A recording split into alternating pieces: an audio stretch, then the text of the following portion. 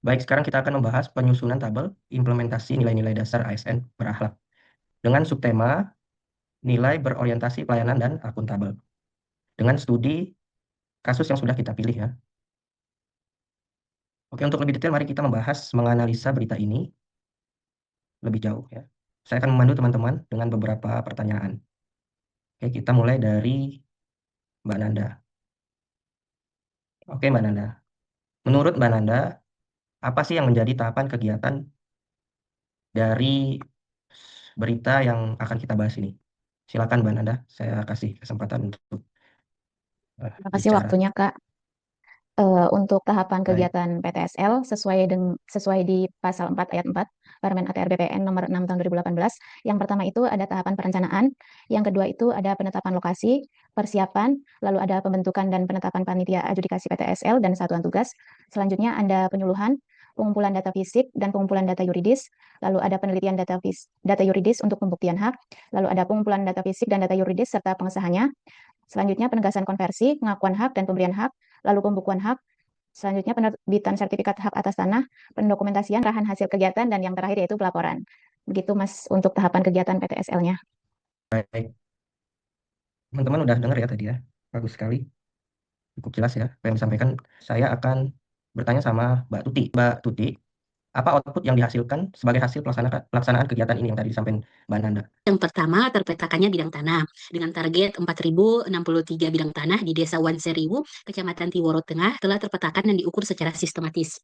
Kemudian hasil yang kedua itu terdaftarnya bidang tanah dalam sistem pertanahan, yaitu bidang tanah yang memenuhi persyaratan yuridis dan fisik telah didaftarkan dalam basis data pertanahan di aplikasi KKP. Kemudian hasil yang ketiga itu penerbitan sertifikat hak atas tanah. Bagi bidang tanah yang memenuhi syarat, diterbitkan sertifikat hak atas tanah sebagai bukti kepemilikan yang sah dan memiliki kekuatan hukum. Kemudian hasil yang ketiga, meningkatnya tertib administrasi pertanahan. Data fisik dan data yuridis tanah menjadi tertata, terintegrasi, dan terdokumentasi dengan baik. Kemudian yang kelima, berkurangnya potensi sengketa dan konflik pertanahan. Dengan adanya kepastian hukum, potensi sengketa tanah di Desa Wanseriwu, Kecamatan Tiwuru Tengah dapat diminimalkan. Menurut Mbak Ya, Sekar, apa yang menjadi keterkaitan substansinya, Mbak? Yang udah disampaikan sama teman-teman sebelumnya. Di sini saya akan menjelaskan keterkaitan program PTSL ini dengan nilai-nilai dasar berakhlak untuk subtema berorientasi pelayanan dan akuntabel.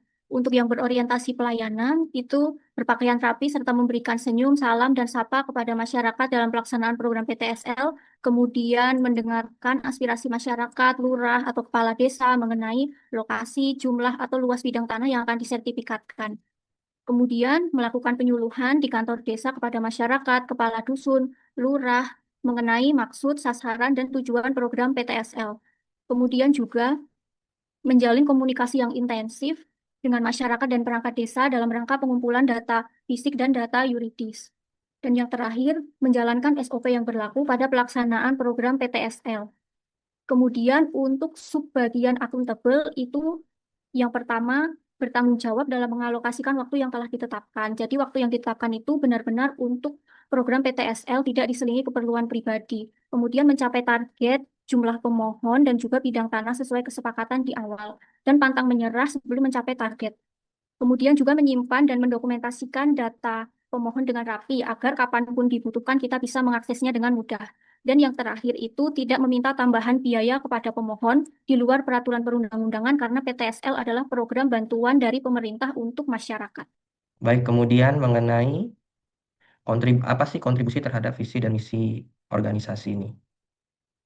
Jadi kaitannya adalah, jadi kontribusi dari kegiatan ini adalah kegiatan inventarisasi dari data fisik dan yuridis yang tadi disebutkan sama Mbak Tuti tadi itu langsung secara tidak secara langsung berkontribusi itu dalam mewujudkan pengelolaan pertanahan yang terpercaya dan berstandar dunia, sebagaimana visi Kementerian ATR BPN tadi. Dengan tertatanya data fisik dan yuridis secara sistematis, rapi, dan terdokumentasi, maka pelayanan pertanahan dapat berjalan lebih cepat, tepat, transparan, dan akuntabel. Hal ini juga mendukung misi dari Kementerian ATR BPN dalam menyelenggarakan pelayanan pertanahan yang profesional, modern, dan berorientasi pada kepuasan rakyat. Mbak Rizky ini, bagaimana Mbak Rizky? bagaimana hasil diskusi sebelumnya itu dapat memperkuat penerapan nilai-nilai organisasi dalam pelaksanaan tugas. Silakan Mbak Rizky tanggapannya. PTSL ini adalah wujud nyata dari pelayanan publik yang proaktif, inklusif, dan juga menjangkau langsung masyarakat. Mengapa dikatakan demikian? Karena dengan adanya PTSL ini, negara ibaratnya turut langsung hadir aktif mendatangi desa dan kelurahan. Prosesnya juga sederhana, biayanya yang lebih terjangkau, serta pendampingan langsung kepada masyarakat menunjukkan komitmen ATR BPN dalam memberikan pelayanan publik yang mudah, cepat, dan berkeadilan. Kemudian ada nilai yang kedua, yaitu nilai profesional. Jadi dalam pelaksanaannya PTSL ini menuntut profesionalisme yang tinggi. Karena mengingat jumlah target yang mesti dicapai juga cukup tinggi ya. Jadi setiap tahapan, mulai dari pengumpulan data fisik dan yuridis, kemudian pengukuran hingga penerbitan sertifikat itu harus dilakukan berdasarkan standar dan ketentuan peraturan perundang-undangan. Petugasnya juga harus kompeten, penggunaan teknologi yang mumpuni, serta ketelitian dalam memverifikasi data itu mencerminkan nilai profesional sebagai dasar utama dari keberhasilan program PTSL. Kemudian terakhir ada nilai terpercaya. Jadi dengan adanya PTSL ini memperkuat kepercayaan publik terhadap pemerintah karena sertifikat tanah yang diterbitkan melalui PTSL itu memberikan kepastian dan juga perlindungan hukum sehingga diharapkan di kemudian hari itu mampu mengurangi adanya konflik dan sengketa pertanahan. Proses yang dilakukan juga secara terbuka, dapat diawasi dan dapat dipertanggungjawabkan.